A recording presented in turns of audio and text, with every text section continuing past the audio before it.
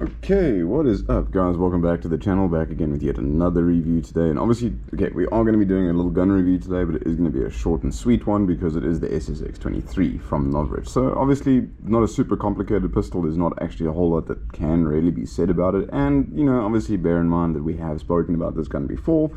However, that was before the channel got pulled down and rebuilt from ground up. So that is why we're talking about it here again today. And obviously, of course, there have been a lot of questions about this in store, and obviously with customers and people that I speak to on the fields and that sort of thing.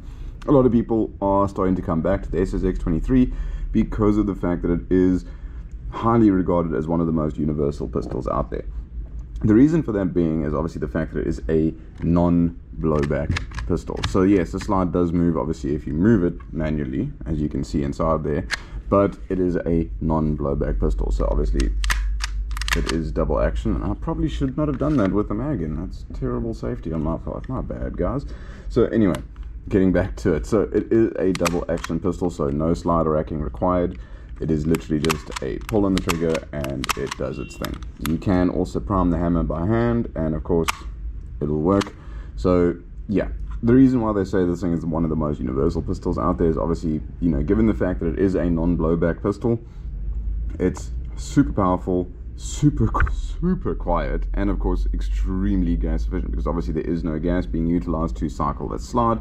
And if there was, let's be honest, this is a hefty weapon, so of course trying to move that slide is obviously going to take a whole lot of gas, and of course the more gas you need to move the slide back, the less gas there is actually powering the BB out of the barrel. So yeah, it is a step up, a little bit anticlimactic if you're into the sort of realism and that sort of thing of this whole sort of airsoft lifestyle that we live.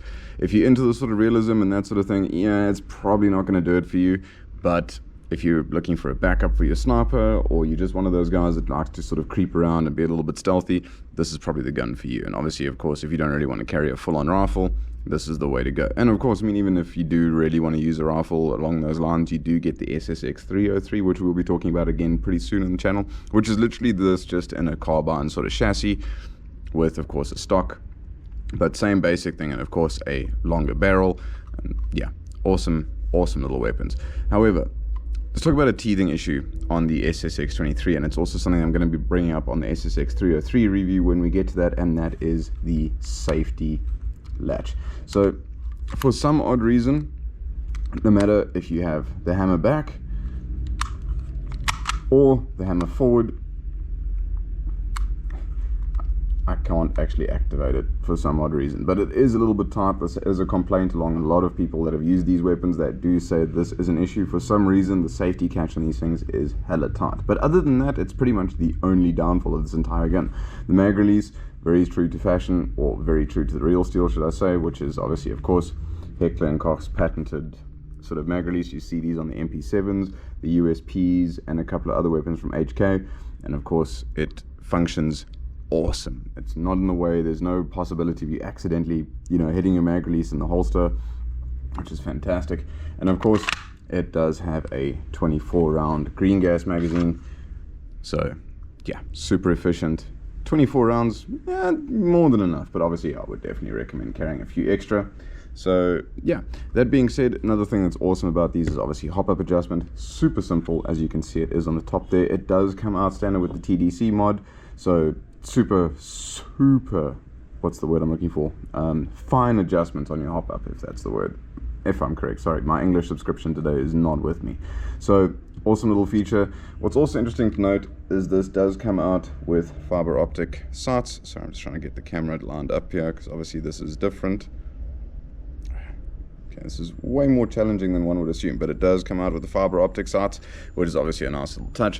It does come with a threaded external barrel, so you can fit onto your normal AEG suppressors if you do have a couple of those lying around. It does make a difference on these weapons. It does make them quieter, surprisingly. I'm actually swallowing my own words here, because I was one of those people that said that airsoft suppressors don't make a difference whatsoever, which strictly speaking they don't, but on this weapon for some reason it does seem to make a difference. So yeah, awesome little weapon, especially if you're looking for a nice quiet backup, something stealthy, something accurate, and something with a ton of range. I've heard some people that have actually hit some people at about 50-60 odd meters with these things, which is incredible for a pistol. So, and especially a green gas pistol like that. A CO2, yeah, a little bit more believable, but green gas, not often seen like that, and this thing operates like a machine.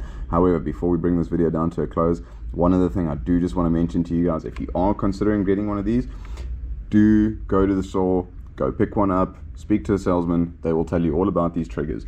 For some odd reason, these triggers are hella tight. Look, it does make sense, the fact that you are, you know, sort of operating the hammer, and obviously if the hammer is sitting down, you do need to pull that all the way back, and of course it'll release. So the trigger is a little bit too heavy for my liking. I would prefer something a little bit lighter, but it does do the trick just fine. So yeah, awesome little weapon. So yeah, for those of you guys out there looking for a nice, quiet, stealthy secondary, or a backup to your sniper loadout, or even just a stealthy pistol for you guys to run around and do your thing with your knives.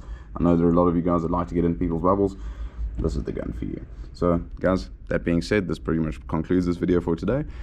Nice and short, quick little gun review for you guys. The SSX23 is not the first time I've spoken about it, but nevertheless, there it is for you guys. So guys, that being said, stay tuned for our following videos. Hit that like button, hit the subscribe button, and leave your comments down below about what you guys think of the SSX23 and what you want to see in the future. So yeah, guys, as always, I'm Section. Stay classy, and above all, call those hits. We'll catch you guys in the next video.